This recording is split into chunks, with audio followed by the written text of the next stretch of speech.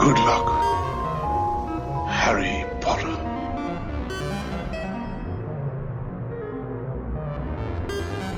Well, cover me with eggs and flour and bake me for 40 minutes. Hello and welcome back to Screen Masters. I'm Bav. And I'm Fluff. And this week we are continuing our discussion of the Alien franchise. I've gone with franchise now. I'm sticking with franchise. I don't want to try and say sextology anymore. It sounds wrong. I'm not sure it's a word. I think the box set actually just says anthology these days. But yes, we're back for episode number 2 to finish off our Alien coverage. So we'll get straight into it. So yeah, then we move up to 1992, which was Alien 3, or Alien Cubed, as the actual logo looks, because that's what they did. They put the 3 as the cube symbol, so you actually did Alien Cube, guys. It's like, what was it, the Fantastic Four, the most recent one? It wasn't called Fantastic Four, it was called Four Stick. Because they didn't put the 4 after it, because they put the 4 as the A in the... So it was four anyway, shit is what it was. Forgettable. This one, directed by David Fincher. This is we're into 2 films now in this franchise that are mind-boggling to me. I do not understand what happened. So, I watched the 2003 special edition. I checked on IMDb, and the standard edition is 1 hour and 57. The one I watched, 2 hours 25. Jesus. I think I watched the 2-hour version because I think you must have done. I done. don't think I would have made it through 2.5. There was quite a lot that it's got a totally new beginning, I think. The beginning, as far as I remember it, and correct me if I'm wrong, because you have seen this one, is just sort of you see the pod as the credits are going. So Ripley, Hicks, and Newt survived aliens. Yes. And get ejected in a pod. Yes. But by the time we get to 3, Newt was too old, Michael Biehn wasn't available, so we had to strip it back to just Ripley. She's the only one who signed up. So they kill them off in the credit sequence, essentially, and Ripley is discovered and pulled out of the pod.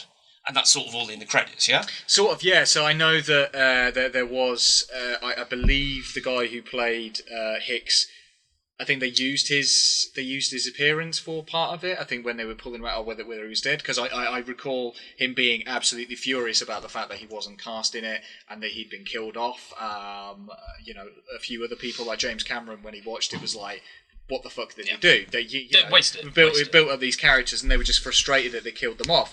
And as far as I recall, Hicks makes an appearance of sorts, but they basically, he's dead, but he makes a visual appearance, and they use the footage from the previous film. Right, and he got pissed off to a T about that. Understandably so. They kill off my character. The fuck do you think you're doing? You can't use my likeness in it. Yeah, no, that's fair enough. But the beginning of the one I watched is Ripley is on a beach. She washes up on a beach, and Charles Dance's character. Now, did I write his name down? Because, again, as we'll discover, I made a lot of notes, so it's going to be hard to find. The names, I did think I deliberately wrote them down, but as you'll discover when I get there to the cast, I had to look a lot of them up, because, again, this is the difference. The crew you've got assembled were not memorable to me. Forgettable. In any way, apart from Charles Dance, because that's the character she makes a bond with at the beginning. But yeah, he goes out and rescues her from the beach. Then they discover the pod, and they go to the pod, and they see that the other 2 are dead, and it's just totally different. Okay. But and it's got some quite nice shots in it, actually. As it went on, because it is so much longer, I couldn't tell you where the extra length is. But as it goes on, I did realise that I was getting to know more of these characters. Not hugely, but at least, so you're that guy, or you're that trope, And unfortunately, that is what it was. They were just one cliche or another. But, okay, that's what we're at now, is it? Instead of well-defined characters.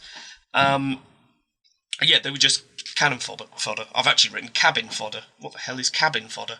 But cannon fodder is what I think I meant. You were probably ill when you wrote it. Quite possibly. But that's what, up until this point, the films had been very good at making the core team of people memorable to us. And that just fell by the wayside in this one. So the cast, I've got a character called 85. I've got the Doctor, or Clemens, who is Charles Dance. The Warden, who was Brian Glover. He's a fantastic northern voice as well. He's got a brilliant northern voice. I looked at some stuff on YouTube afterwards because I was like, your voice is amazing. But he's doing like an English sort of posh Englishy type voice in it. Okay. But he's got a very deep, broad voice, and he's bald. The bald fella, anyway. Pete Postlethwaite. How wasted is he? Oh, God, don't even get me started. How wasted is that Don't guy? get me started on the waste of Postlethwaite. I didn't realise Paul McGann was in it until I looked. Because they've all got bald heads, so I didn't know. But yeah, he's in there. He's one of the bald-headed guys who makes it most of the way through. Okay. The priest, Charles S. Dutton, he's very good. And again, Clive Mantle is in there, who was in, for non-Brits, he's from Casualty. He was in Casualty for many, many years and was the dishy doctor that everyone wanted to... All your mum probably fancied him back in the day, like, in Casualty. But he's in there. I never knew that. So I'm assuming this thing was filmed in England. I don't know. I haven't watched the special ed, but it was probably a Pinewood job. I do believe that it was shot majoritively in England at the time, yeah. Hence the reason for so many British actors. I see. Yes. That does make sense. We've lost a lot of plotting on this one as well, I feel. To say the least. The story, it's very basic. Hey, we're trapped on a planet, we're waiting for rescue, but we're being picked off one by one. And not to say that isn't what the other two were about, but you always had subtext. Generally, I'll admit, the same subtext, which is the machinations of corporation in the corporate America in the background, or the corporations in control of things, wanting to preserve the aliens at all cost, but not wanting to admit to it. Yes. And that does sort of come into the end of this, but by this point you're expecting it. You're expecting nothing less. And there is no additional plot to it. So yeah, every plan they have, someone's always got to talk everyone into it. And it's always some ridiculously rousing speech, but it ain't no fucking it ain't no Independence Day. There's no Bill Pullman from Independence Day, man. I'm not going, to go quietly into the night bollocks. But it's... I've written... It's got dialogue like, well, I say fuck that thing and fuck them. Well done. Yeah. What a truly rousing speech for the troops there, guys. Yeah, I'm sorry, but this is where, they almost destroyed the fucking franchise, let's face it, in many respects. I mean, the fact that, as a director, David Fincher went on record and said, no one hated it more than me. To this day, no one hates it more than me. That's interesting. That's his actual quote. I found it interesting that he came back and did a special ed that he actually fucked with and did stuff with. He evidently wanted to try and improve something, O'Donnell. He was furious. I think fundamentally you can't do shit with it. When let's face it, again, apologies if this isn't in the standard cut, if this is an added bit, but they win at one point. They trap the damn thing in a toxic waste disposal unit that's got 6-foot thick armour-plated walls and shit, and they lock it in, and the only way it can be opened is from the outside, and there are no more aliens to open it from the outside, so they win. I was like, shit, I'd forgotten they won.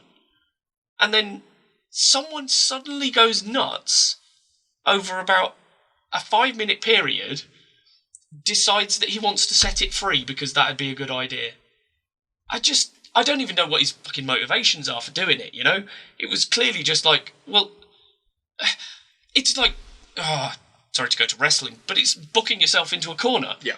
Why book a match where two people that you don't want to lose, and one of them has to lose? Yeah. So why write a script where you win, and there is no possible way the damn thing can get out again, because then you've got to write your way out of that fucking hole. Yeah. And what do? You take a character who none of us gave a shit about anyway because he wasn't very well defined, but you try and get us to believe that he's gone mental in 5 minutes and suddenly wants to release that thing like it's got some sort of psychic powers. What? It's just fucking bollocks. Where the alien? Oh, the alien. Now, when it's practical, I think it looks alright. It looks as good as any of the rest of them were. But good God, the CG does not hold up well of this, does it? It's fucking atrocious. No, it doesn't. What I hate even more is the fact that the CG version isn't the same size as the man in the suit. Yeah. So when it's CG'd, it looks about half the size of the guy in the suit. You do look at this and wonder, with regard to the budget, obviously, we've got returning Sigourney Weaver. We've got a couple of big hardly name... went on the fucking actors, did it? We've got a couple of big name British guys at the time, like we say, Pete Postlethwaite. I don't imagine that they would dictate a large salary, so you just got to wonder, where was the budget for this? You've had pretty successful films by this point. Aliens done pretty damn well. What happened with 3? What happened? The studio's confidence in it was waning. Maybe they read the script and went, "Well, we're just gonna make it so that we can keep the franchise." I have no fucking idea, but it suffers. It suffers greatly from a lack of input, financially and technologically at this point. I remember it had a huge marketing push at the time. I remember the posters being everywhere. Yeah, I recall. The bald-headed Sigourney Weaver with the sort of hissing alien right at the side of her face. But that's it. Maybe they put it all into marketing. Yeah, maybe they did. Maybe well. I've got the. So at the end, Ripley dies. Mm-hmm. Spoilers, sorry, but if you're listening to this, I assume you know spoilers by now. And I feel that there's a bit in that sequence that shows the sort of flickers of something worthy that someone was trying to bring to the film, or something, some depth. Because obviously she goes over backwards with her arms spread in the crucifix position. Mm-hmm. Religion is a theme running through the whole thing. And I feel like that was maybe Fincher trying his damnedest to visually display a theme that he was trying to get through the film. And I mean, I remember it as fairly bog standard cookie cutter kind of crap. It's that film you've seen. Mm-hmm. It almost is the parody of the first Alien film.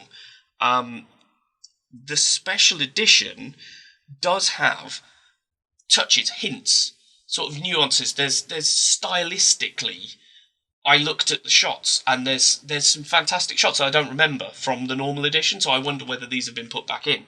But just the way he shot certain things, there's a bit where they're planning what they're going to do, Sigourney Weaver and someone, and the map is up against a backlit thing, so you can only see their silhouettes against the map they're looking at. It's a good shot. It's an interesting shot. It draws your attention, and it makes you look at it. And like I said, that bit at the end, I just feel there's bits in there. But just for whoever you are, no matter what director you are, it's difficult to do a lot when you're given so little from the script. Yes. And that's where I think the problem lies here. Yeah, most definitely. He could have put all the style and stuff into it he wanted, but the script gave him nothing to play with other than a religious undercurrent. Yeah, it was, plot device to A, plot device to B, plot device to C. Make it up as you go along. Yeah, exactly. And, there's nothing in terms of plot, character motivation. I may know actors in this movie, as I said at the beginning, but I don't know their characters.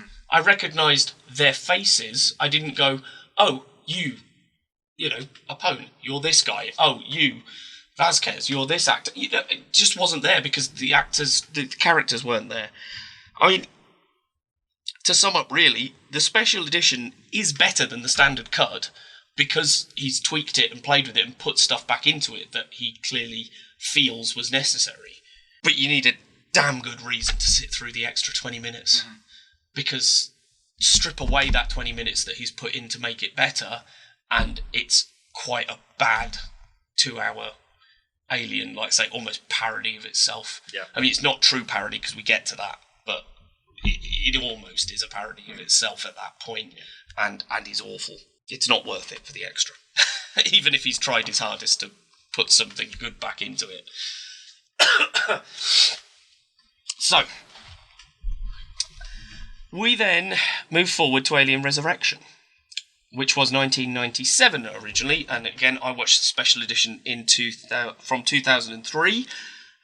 So, let's just pause for a minute. This film was written by Joss Whedon. Mm-hmm. No co-credits, no 15 story credits, Joss Whedon. The man who's that good, they got to do a script polish on Toy Story. He did Alien, he did Avengers, Assemble, perhaps not mention Age of Ultron, but I don't think that was entirely his fault. I think that was Mother Studio. But Exactly, I think they gave him too much to try and do with it. In hindsight, this man is good. Yeah. He did Firefly, he did Serenity. He's a great writer. And then Jean-Paul Jeunet, the director of Amélie, Delicatessen, amongst others, is like, this is a fantastic director again, and a fantastic writer, and a god-awful film. And I mean god-awful. I hate this film. It's so bad. But there's a little bit at the beginning of the special edition with Jean-Paul Jeunet. Jean-Pierre, is it Jean-Pierre or Jean-Paul? Jean-Pierre Jeunet. I don't know. I'll maybe look it up in a minute if I can be bothered. No, because my phone's over there. Anyway, whatever his name is. I've just written JPJ. Yeah. As for short. So, because I couldn't be asked to write his name all the time. He says at the beginning, he does a little bit for it, and he's like, yeah, I didn't really want to do anything for the special edition. I was really happy with it. So all he does is the credit sequence is different because in 2003 he had better CG, and he had an idea for essentially a bug on a windshield in space, which of course makes no fucking sense. There are no bugs in space, but he wanted a bug splat. Come on, we don't know there are no bugs in space. Okay. Think about the enormous vastness of space. I'd give you tardigrades, but other than that, I'm not sure. We don't know. Space is a big place. You never know. There could be bugs out there. We just haven't seen them. Okay. As far as I'm aware, the windshield of the ISS is not splattered with bugs. We don't fit spacecraft with window wipers. We don't know what they're not telling us. You know, there's always saying that, there's if you start telling me the fucking moon landing didn't happen, we're going to fall out. No, we both discussed that in length. But yeah, so he did a new intro for it. Now, again, I'm looking at this going, oh God. If you haven't done anything, mate, I don't know what to do. So, the plot for this one, Ripley's dead. She died, for fuck's sake, and she died with an alien inside her. That's the bit we didn't mention. They discover partway through Alien 3 that she is carrying a new alien queen, and has been since Aliens in the first place. So, they've cloned her in this one. And the Queen Alien has come along as well. Where did they get the stuff to clone her from? Yeah. Now, I do think... I want to be fair to them and say that they mention something. Like that they say... I'm sure they say like there was a hair follicle or something like that. They got some material from the prison before things happened. What? Okay, fine. So you've cloned her. She ain't Ripley. I know you haven't seen this one, but it's not just as well. She isn't Ripley. Now, physically, because for some reason this clone of her now has acid blood. So she's got red blood, but it is acidic, like an alien is. And she's got a shit attitude. She's really... like, she just doesn't give a fuck. She just doesn't care about humans, doesn't seem to care about aliens, although at times they imply that she's on the alien side and not the human side, and they try and play with that. But it's not the same character. And that I think, is the key reason why I hate this film, because it isn't fucking Ripley. No matter what else is going on around her, it's not Ripley. It's a different person. So the idea is they want to get the Queen out of Ripley to get themselves some aliens. They do so, and then they try good old Pavlovian conditioning on them. And trying to train them to do things, and then hitting them with liquid nitrogen to piss them off when it doesn't work. It's our mate Brad Dourif back in there again, being evil scientist number one. Again, I don't know his character's name. I just know it's Brad Dourif, and he's there hitting the button. So, of course, you know he's going to get eaten really badly later on. Now, where it does...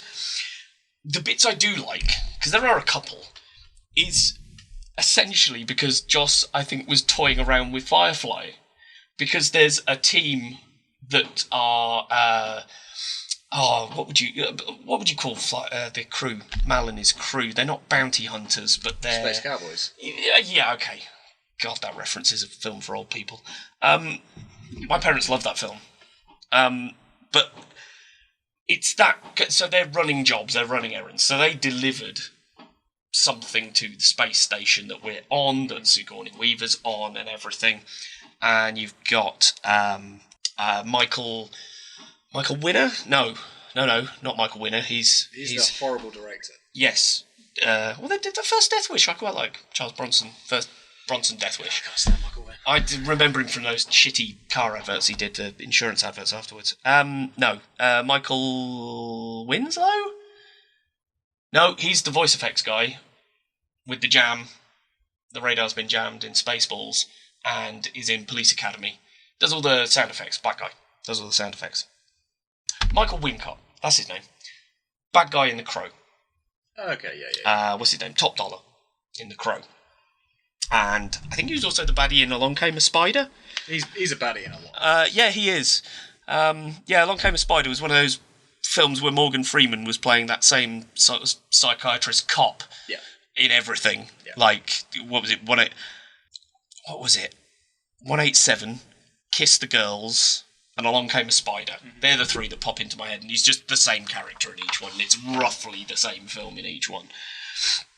But yeah, he's the sort of Mal of this team, and there are touches of Mal, Mal from Firefly and Serenity, of this. Ron Perlman is in the crew as well, and he's very much the Adam Baldwin.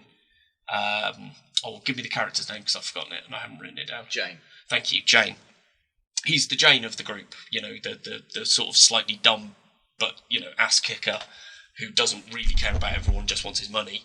But, well, I mean, we don't get the chance to see whether Ron Perlman's version of the character has a heart of gold, but obviously we know that the Adam Baldwin character gets developed further in Firefly and Serenity. But I really wanted to like it. And I spent the first, must have been half of the film, just looking for positives and trying to just focus on positives that I could pull out of it, which is where I wrote all this bit about the crew and how I quite liked them and stuff. But it's just, I got bored. Because again, we're back to the same old plot in the end. Oh no, we've brought some aliens out. Now they're free. Oh fuck. Because actually they're cleverer than we thought they were. Mm. The CG is the same as the previous one. So again, when we've got practical CG, it's fine. Practical effects and a man in a suit, it's great. When we get the CG stuff, they're too small compared to the guy in the suit, and it just doesn't work as well. It tries to make the second half more interesting, because you add this crew in, and there's the Winona Ryder is the robot this time, so it's a female robot. That's our robot twist. Mm-hmm. But it's still the same twist. There's also you discover that Ripley's the 8th clone that there has been. So there's a sequence in a South Park episode where, I think it's Towley, actually, where Towley finds the place he was made, and there are mutant towels that came before him. That's a piss take of Alien Resurrection, because she goes into a room and finds the 7 previous versions of herself that are hybrid Alien and Ripley. Mm-hmm. And the last one she finds is sort of a total abomination. He's going, kill me, which again I'm sure is probably something that started around this time, which has been parodied to death. Yes, definitely. But this is the film where I feel it becomes a parody, because there's a shitload of humour in it. And I feel it's humour in opportune moments. You're supposed to be scaring me, not doing a comedy horror. And it wants to play it as a straight horror, but put these moments of comedy in. And it's very Jean-Pierre Jeunet. It's like at times with this one, as I recall it, because again I haven't watched it in very, very, very long time, it is as though they were trying to move away from the audience that they had established with Aliens. Obviously, we've discussed Alien 3 was a shitstorm. It's like they were trying to grasp a new target audience base. It was like, okay, you know what? Our original viewers are aging a little bit. Let's appeal to a younger audience and add a bit of humour in. You know what? Predator and Predator 2, they added a bit of humour in. Let's maybe throw that kind of stuff in. It doesn't work. In the context of what this franchise was supposed to be about, it was none of that. No. That was never the intention for it. If you want to do comedy parody of this shit, go and start another film franchise about aliens or something along that. Yeah, absolutely. Don't try and shoehorn it in to a relatively serious horror-based film franchise. Yeah. It just doesn't work. No, I totally agree. The bit I've written down specifically that sticks in my head is the captain of the ship, who's a very, very hairy foreign man. It just astonishes me by the head. One of those people with like hairy shoulders and back and out. God, he's a beast. But he gets bitten. You're looking at his face, and he gets bitten in the back of the head by an alien. Mm-hmm. And he's looking straight to camera, and you know it's happened because you can hear the noise. And he reaches up round the back of his head, pulls round his hand, and he's got like a cotton wool bud sized piece of brain in his fingers, looks down at it, sort of smiles to himself and collapses. No. That's not what I want. No. Like, it's kind of funny, but I shouldn't be laughing at this shit. This is fucking Alien, man. Unnecessary. This shouldn't be happening, you know? And, yeah, it inspires a laugh. It doesn't inspire revulsion, which is what I wonder. I think that's what they were going for, was that you'd be disgusted by this man pulling a piece of brain out of the back of his head, but you don't. You laugh, because it's fucking funny, stupid looking. Yep. So, oh, crikey, I'm really sorry, guys. We're still going, and we've still got 2 to cover. So, I'm going to try and be brief on this one, but the problem is, Prometheus. Now, I've seen this film maybe 20 times, I would have said. I'd say 2, maybe 3. Fair enough. At the time when it came out, it was around the time of Pacific Rim, I remember, as well. Mm-hmm. And I feel like in my life there was a glut of high-end Hollywood sci-fi. We'd sort of gone into a quiet sci-fi moment. Because this is before... very quiet. It's before Interstellar. Mm-hmm. It's before The Martian, which, then regenerated everything, and now we're sitting in the back end of Ad Astra and other things that have come along to try and explore sci-fi again. But I feel there was a glut. And I think that I hooked onto this film because it was a big budget sci-fi, and I just watched it over and over again. I didn't get bored of it whatsoever. Tell you what, I watched it this time with a critical eye on it, and after the film I thought it was. Yeah, well, that's something. And I really want to love it because I love Idris Elba, and I love Charlize Theron. Thron, sorry, that's how you actually pronounce her name, apparently. So I love her. I think she's really good. Noomi Rapace is very good. Oh, the guy's name escapes me. He was in the best film that you didn't watch last year, which is called Upgrade. It's the guy who is Noomi Rapace's fella in it, and I feel really bad for forgetting his name. It's a triple barrel name. He's got 3 names. Oh, okay. But I can't remember it. Logan Marshall Green. There you go. Yes, that's his name. And yeah, he was in the best film that you didn't watch last year, which is Upgrade. Mm-hmm. I like these people. Again, Rafe Spall's in it. Sean Harris is in it, who I love. Sean Harris. I watched a film called Possum a few weeks ago, which is a horror film starring Sean Harris, and essentially that film is built around that man. Without him, it's nothing. It's fantastic. If you're a fan of horror, go and watch it. It's very quiet British horror. But the cast's fantastic. The effects are brilliant. Looks great. Looks really good. One thing that I was never hugely a fan of all of the Alien films and stuff that came before. So Prometheus was on my radar mainly because I was like, okay, as you say, it was a big budget sci-fi film with quite an eclectic cast of big name people. Mm-hmm. And I think, like you were just saying about Resurrection, this was the proper reboot. Yes. This was the one when, right, we are going to try and start again. Yes. And bring a load of new people to this. Yes. With the intent of asking a lot of big questions that never necessarily pay off in this film. It sets up a whole heap of shit for itself.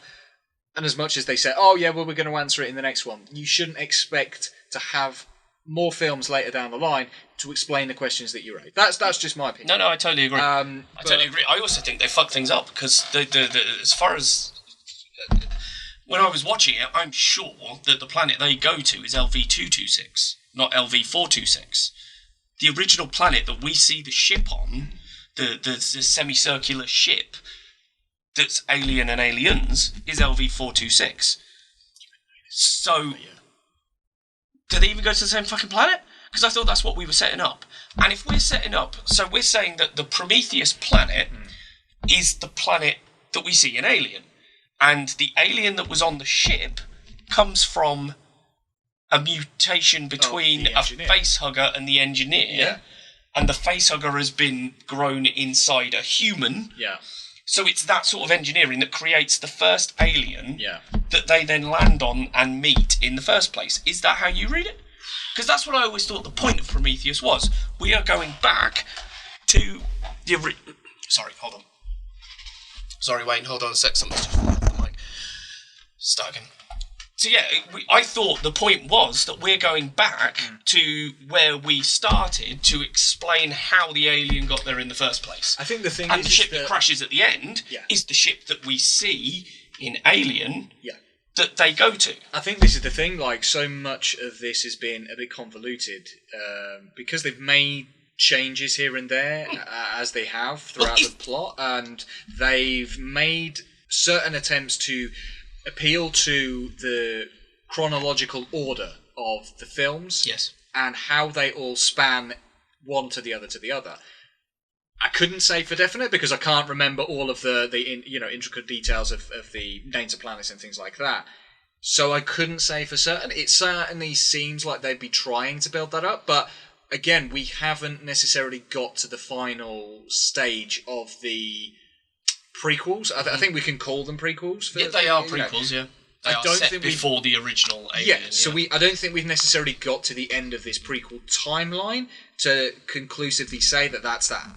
Okay. If that makes sense. The thing for the LV-426 is referenced in Alien and Aliens, I believe, and is established as the planet, certainly in Aliens, that we visit. Now, we know that the planet we visit in Aliens is the planet that they visited in Alien, because the same ship is there. But again, aesthetically, it doesn't look the same. No, it doesn't at all. And none of that fucking works, because they find an entire complex that ship launched from. How the fuck, in colonising an entire planet, you didn't find that. Did they not find massive underground structures with multiple ships?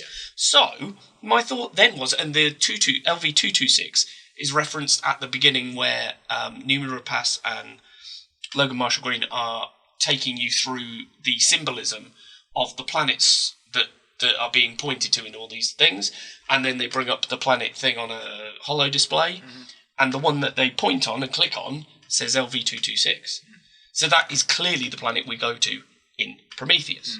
So, I thought the whole point of this, and this is why I've no matter how I used to feel about it, if Prometheus was supposed to be the explanation of how Alien started and where the ship was and how it got there, it isn't. By their own rules. So either they've fucked it up, or is it the ship that they leave on at the end? Is it the planet that one lands on? Is that where the thing comes from?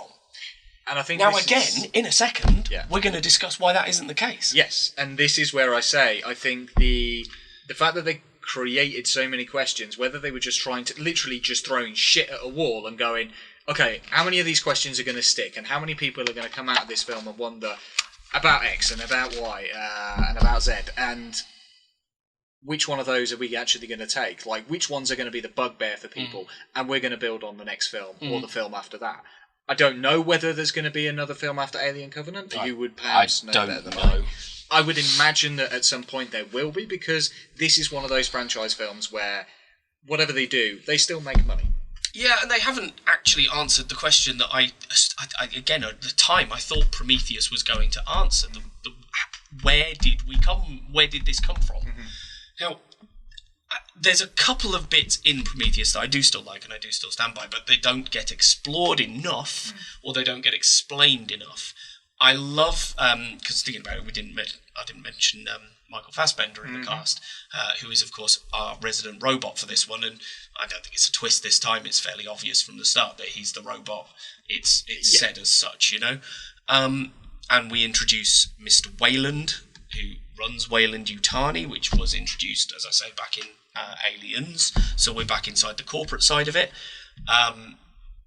I find that quite amusing, because Wayland-Yutani existed in Prometheus, but wasn't mentioned in Alien at all as being the corporation they worked for, but then is mentioned again in Aliens, and it's just that thing of, you're going back and doing things that don't need fucking doing, and you're causing more problems when we actually look back at other stuff. But there's the whole bit where he's talking to Logan Marshall Green, and because they're out to find their makers. We want to find our creators who made us and why. And David asks the question of, well, why did your kind make me? Why did humans make a robot? And the answer is because we could. Mm-hmm. And he says, well, wouldn't it be disappointing if that's the answer you got?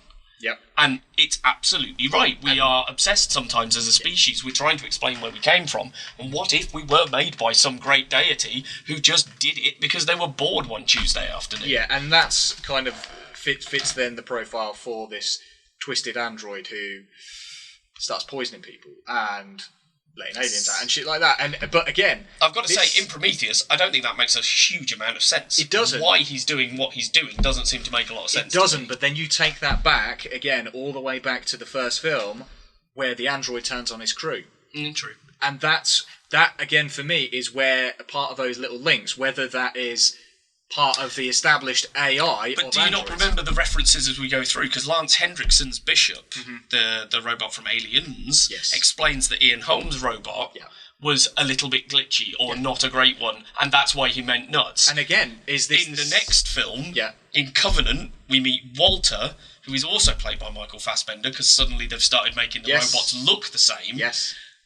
And he is a different model to David, because he says that David had some weird tendencies and being odd. And it's like, what, so every other generation you create a fucking stupid robot that doesn't know what it's doing? Surely if you perfect it, you just keep it the same, you twats. Yeah, it's very... Again, this is where my confidence in this kind of, Prometheus and Alien Covenant kind of falls to the wayside, because... This is the consistency of this kind of stuff. Yeah. It's, okay, if you're going to do it in Prometheus, that's fine. I established that from Alien, that you've got these quirky robots who basically are like, you know what, humanity's built me, but let's see what else is out there. And playing around with that mechanics, and then kind of going, oh, actually, it's just a glitchy robot. Oh, come on, I was hoping for more than that. Yeah. Is this intentional AI improving upon what is there? Is it actually trying to destroy its own makers? No, it's just glitchy. Oh, that's just a fucking piss poor excuse. Yeah, exactly. So, we'll move on to Alien Covenant then, which was 2017. This is 10 years after Prometheus. Mm-hmm. So 10 years after Prometheus, we are watching a colony ship called the Covenant go to a planet to colonise it. They are aiming for one planet. They get a distress signal from another planet. LV-22... No, they don't go to 226. They end up on the planet that David and Elizabeth Shaw, Noomi Rapace's character, crashed on. That's the planet they end up on. Mm-hmm. They obviously abort a 8-year plan that's going to take them to this place that they've surveyed, and they abandon all that research that's gone into this finding this perfect planet for them to do, because they don't want to spend another 3 years or 7 years or whatever it is in cryo, and this place looks like it might be alright, so they decide they're going to go there instead. Why not? Now, yeah, that'll work out well. The beginning of this film, though, I mean, the problems start with the beginning, because the beginning is a scene between David and Mr. What's his name? Wayland. Can't remember his first name for some reason. But Mr. Wayland, played by Guy Pearce, at the time of David's creation. And David is asking questions of his creator and stuff, and he doesn't have a name. So there's some things, I think, with prequels, so they go too far. It's like, you don't need to explain that to us. Like, Solo, for example. The little dice that hang on the Millennium Falcon. Yes. They were not thought about prop in the original films. Yes. Yet for some Let's give them a backstory. reason... Exactly, you wanted to give it a backstory. Yeah, all right. Then. You had to give us a backstory as to that his robot ended up as a computer. Yet we never hear a computer in the original Star Wars films. Where do you get the name Solo? Why do you need to do that? I'm on my own. Yeah, what the fuck was that Don't about? need to explain this stuff. Oh my God. But they do it here. Yeah. They explain why he's called David. Mm-hmm. Because apparently Mr. Wayland has a statue of David, the Greek statue of David. Yeah. And he goes, oh, David, I'll call myself David. And it's like, oh, for fuck's sake, what are you doing? Yeah. And it's like, the beginning sequence is trying to explain the themes to us as exposition, but masked as a discussion between two characters of what was going on in Prometheus and what we were trying to explain. Well, I shouldn't need this. The first film should have explained everything to me, and this is just a problem as we go through. There's an entire sequence later on with David and Walter and two fucking flutes, recorders, call them what you will, and it's like, I'm just sitting there going, what? Because it's all psycho-babble bollocks talking about the meaning of this and that and the other, and I don't know, it's boring as hell. And it's like, other than to explain why Fassbender played more human and sarcastic a character in Prometheus as opposed to Walter in this one, who's much more straight-laced because he's not the one with the glitch. Mm-hmm. It's like... That's later. Sorry, cut that little bit of silence. Walter's voice amuses me. Mm-hmm. He starts out as sort of a standard gruff Batman-type voice. It's almost like that. It's like, hi, I'm Walter. Rather than David. I'm Walter. David. And he just, like, he's got the David voice fine, but the Walter voice is shit. And he drops it from time to time. It goes a bit southern at times. He sounds like he's from Texas in places. God, it's awful. I don't even think he gave a shite at this point. You know what? I've had problems with Fassbender's accent in the past. I know that watching the... I've never seen Frank actually talking about northern accents. Is he... He plays Frank. Yeah, he does a decent one in that, but does Frank's Sidebomb. I know in the X-Men stuff that he was in. Oh God! It just slips at Was points. he Irish? Was he English? Yeah, was that he was it. And I was like, was he American? I don't really fucking know. I mean, I'm not touching those with a barge pole. No. I despise those fucking films. Yeah. James Franco's in this film. I don't know whether you knew, because he dies before he even gets out of his cryo-sleep chamber. Yeah, I kind of remember something about that. Yep, he dies. Gets set on fire in his cryo-sleep. Now, he is in it, and he's credited as being in it. And before the film was released, they released something called The Last Supper, which was like a 6 to 10 minute short, almost, taken from the film, where the whole crew was sat around a table having their last supper before they went into cryo-sleep. So he's actually in that for the full time as the captain of the ship, because he's the captain. But it's not in the film. It was released on YouTube. And again, I ask, why? Why do I need to watch a 6 to 10 minute extra bit on YouTube to understand the fucking film you're producing? It's just the way that they work now, isn't it? Quite. And this is... I mean, I'll get to that point I want to make at the end. I mean, looking at it technically, the effects are very good. The spacewalk, there's a spacewalk bit, which I think looks really, really cool when they're repairing solar sails and stuff, but it's nothing I haven't seen before. Sunshine did it better. So, just go with me here. So, in this film, the origin of the creature that we see in Alien, okay, which I'm assuming is the one that's born at the end of Prometheus from the engineer, okay, because that's as I read it, even though their planets don't line up and shit, and it would be impossible for them not to have discovered all the building that was there. Right, so a plant that happens to exist... Oh, no, sorry, this is the origin of the creature that they end up getting attacked by in Alien Covenant, right? So this is its gestation, right? There is a plant that happens to exist on the planet that Elizabeth Shaw and David fled to, which is where this film takes place. It infected a human host as an airbound spore from the plant. The plant-based spores then cause a xenomorph, not the traditional xenomorph from the original films, to gestate, and it specifically says it's a different type. These spores cause it to gestate in a human and be born in what seems like minutes, an hour at best, which, you know, we're not used to that. It normally is days for the gestation period of these things before we get the chest burster bit. But within an hour, someone is infected, grown a xenomorph, and it's exploded. What? Really? I thought that Prometheus explained that the xenomorph that we understand was born from a facehugger and one of the engineers together. So what was the point in all that setup and Prometheus if a fucking plant can do the same job? A plant! Let's not get into how the rest of the crew don't become infected by this plant, because it is a fucking plant that's everywhere. It's specifically CG'd in all over the place, right?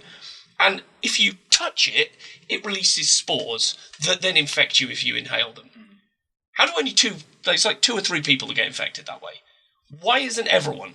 It's an airbound transmission, for fuck's sake! Hey, because it's a plot device. It's fucking bollocks is what it is. And then, oh god, David and Walter in the recorder scene, it's like a really crap love scene between 2 robots that's the most boring thing you've ever seen in your life, because it's Michael Fassbender talking to himself when he doesn't really give a shit and doesn't really understand why his character's doing what it's doing anyway. Because, yeah, you now learn that David is a mass murderer who has killed... The planet that him and Shaw escaped to was a vibrant, living planet occupied by the engineers. Because, again, in Prometheus, it's established that where they go to is an experimentation place. And they've taken the stuff, the bad stuff, the ooze, they've taken that to the experimentation base so it doesn't affect their home. David drops all of this shit on them. He just turns up and drops it on them as a species and just kills everyone. Absolutely everyone. So now he's a mass murderer. He then mutates Elizabeth Shaw because why not? Cuts up various things. He's dissecting animals that he's infected with this shit. Why? I still don't feel that I get an explanation by the end of this fucking film. Nope. I don't, because I don't think he knows why. I don't think the fucking script knows why they're doing what they're doing. No. And what's our twist this time? Oh, okay. David and Walter switch places. Oh, no. So the evil one lives on. No one ever saw that one coming a million miles away, did they? No, it's not as if you see them in a sequence where David's got murder in his fucking eyes and he's just alone with Walter, and then the next time you see him, suddenly he doesn't remember something that Walter would remember. Oh, for God's sake. When did subtlety go out of these things as well? And let's not forget, this is Ridley Scott again. We mentioned The Martian not so long ago. What a fantastic sci-fi film that is. He directed Alien. Despite its age, great sci-fi film and the genesis for an entire genre. What happened? Where did he go? Well, that's it. Sometimes they get. Sometimes they believe their own hype a little bit too much, don't they? Especially, I mean, with the Martian, at least we can say that was based on a book. There were certain limitations. So that's interesting. So there are certain limitations within that kind of scope. When you're given free rein to go, here's the money, write the script as you want it. Oh, you know what? I said these really great, high evolved questions about the meaning of life in Prometheus. Fuck that. Let's put that to the wayside. You know what? Let's bring up more questions in the next film that I'm not going to answer, and maybe people will buy it so that they'll basically go, oh, let's give him some more money for a third. Yeah. That's essentially how I've looked at these films. I think you might be right. I mean, the thing that really gets me is okay, because again, the plot isn't simple. I don't think it's fair to say that. I wouldn't say it's good. I wouldn't say the subtext and the themes they're trying to explore are good, but I don't think it's a simple plot. It should be, because it's essentially just this alien is trying to kill us all again. What do we do? But even that takes a back seat to this overly pompous, navel-gazing bullshit where they just want to spew themes at us. And it's like, right, so 1 minute, because again, Scott has looked at this and gone, right, I want to go hard R. Because the fucking gore in it is way over the top. It's ridiculous. It's it almost reminded me of 80s proper video nasties with, pulsing jets of blood spurting out of everyone, you know? It's so visceral. But that doesn't gel with then a 20-minute sequence of two robots talking to each other while one's teaching the other to play recorder and they're musing over the meaning of life and what the point is. And it's like, what? I don't understand what you're doing. This doesn't make any sense. So, like, he decided not to pull any punches, but there was just nothing left. Oh, God. Anything else to say? I really don't think I ever hate this film. I'm not as huge a fan of Danny McBride as you are, but, you know, he's perfectly serviceable in this. And Noomi Rapace, I don't even think is seen. She's only mentioned. Elizabeth Shaw's only mentioned. And they kind of, I think the whole point of this, like you say, was obviously let's look for number 3, and they've given us our new Ripley. Yeah. Who, did I write the character's name down? No, because unfortunately, even though she is front and centre of most things... Is it Catherine Watson? Yes, you might be right, actually. Well done. She, you know, her character as a thing is just there to be the Ripley. She's not... Like, she loses her husband at the beginning, and again, that doesn't gel well with me. She loses... Because James Franco's her husband, and he dies as they're all getting brought out of cryosleep. Within 30 seconds, we're in a scene after that with her where she's crying over a video of him. And it's like, I didn't know this guy. You haven't introduced me to this character at all. Before you've killed him off, you can't suddenly expect me to give a shit about their relationship. It doesn't work like that. Oh, let's stop, because otherwise I could go on forever picking this film apart and saying how shit it is. So there we go. That brings us to the end, for now, let's be fair. Yes, for now. Of the Alien sextology. I don't know. Because Sept would be 7, and Penta is 5. I don't know. Zero Miedo or something. Next time research it before you say it. Yeah, quite possibly. That's a good idea. Good idea. But I think we should stop there. Obviously, we've run long, but I don't know. I'll talk to Wayne, see what he says. He might want to split it into 2. That might be good. You could always just throw a part 1, part 2 thing before you finish it now. Or we finish it, and then you throw that in. So yeah, okay. This is just ad-lib at the moment, mate. So yeah, this is ad-lib. Don't put this in, please. We're just discussing this live, because we've now just realised we're an hour and 40 minutes, and I just need to do the sign-offs. So, and go. So, come on. We should probably... I think I know the answer to this, but we should probably try and pick a favourite out of these. For me, it was Aliens. And well done, correct answer.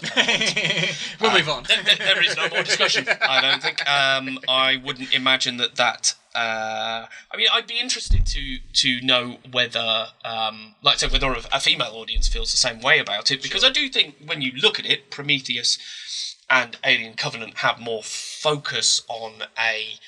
I don't want to say weaker, because it's not a weaker female character, but it is a less seemingly testosterone-driven, badass woman. You know, Elizabeth Shaw is not a badass. No. She's a survivalist, and she's a well-rounded character, but she isn't a survivalist. But yeah, for me, I'm a guy, James Cameron at his peak. I'd watch Aliens even at 2 hours and 40 minutes. I'd watch that all day, every day. I fucking love it. Yeah. And that would be my choice.